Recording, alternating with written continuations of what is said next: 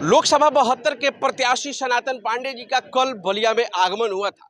आगमन के पश्चात उनका एक बयान वायरल हुआ और जिसको लेकर के भारतीय जनता पार्टी ने आपत्ति जताया है, मुकदमा दर्ज करने की चेतावनी दी है।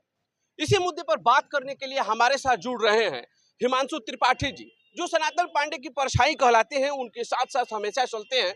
समाजवादी पार्टी के कद्दावर नेता हैं हिमांशु जी। ये बताइए, जिस तरह का सनातन पांडे जी के बयान के बाद प्रतिक्रिया आ रही है, उसको आप किस रूप में देख रहे हैं? देखिए, प्रतिक्रिया की बात नहीं है। 2019 में जब हम चुनाव लड़े थे, जब हमारे नेता सनातन पांडे जी चुनाव लड़े थे, सबको पता है, पूरी बलिया की जनता जानती है, यहाँ तक जो सांसद जी थे उनको तक पता है कि वो कैसे चुनाव जीते थे। जनता हमें चुनाव लोकतंत्र तरीके से चुनाव जिता दी थी। उसके बाद यहाँ पत्थरबाजी होने लगी, हमारे नेता को कमजोर कहा जाने लगा।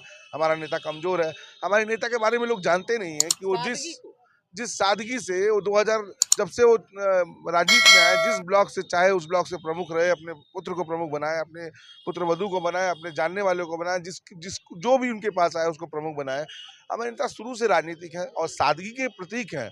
पूरी बलिया की जनता जानती है कि आज भी उनकी बातों से एक मधुर शब्द निकलते हैं। वो कभी किसी को अन्यत्र नहीं बोलते हैं। वो रास्ते चलते अगर एक ईंटा भी दिखेगा उसको भी प्रणाम करते हैं। इतना सादगी वाला नेता हमने इस बलिया के इतिहास में तो नहीं देखा है। अगर इस तरह की बातें आ रही हैं तो आदमी आपस में बातचीत में किसी से कुछ बातें कर देता है, दिल के हृदय से उद्वेग कुछ निकल जाता है, उन बातों को लेकर मुकदमा नहीं करना चाहिए।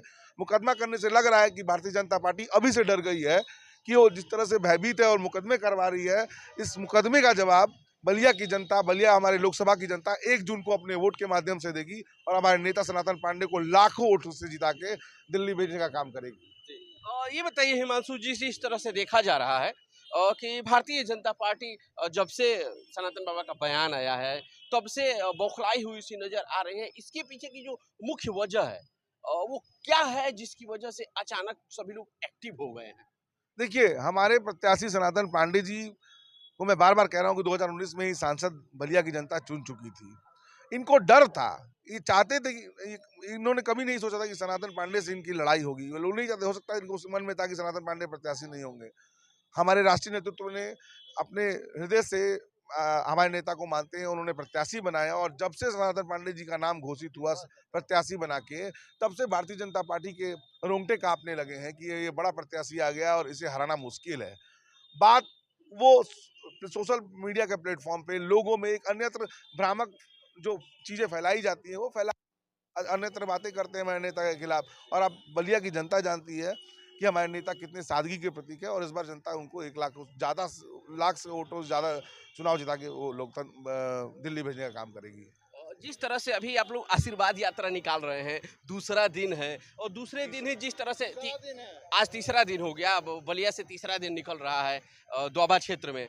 तो तीसरे दिन ही जिस तरह से जनता का रुझान आप लोगों को मिल रहा है, जनता जिस तरह से आप लोगों से कनेक्ट हो रही है, हार्ट टू हार्ट कनेक्टिविटी जिसको कहते हैं, वो हो रहा है। तो इसको देखने के बाद आप एनालिसिस लगा रहे हैं कि जिस दिन 4 जून को जब ईवीएम खुलेगी तो फिर क्या निकलेगा?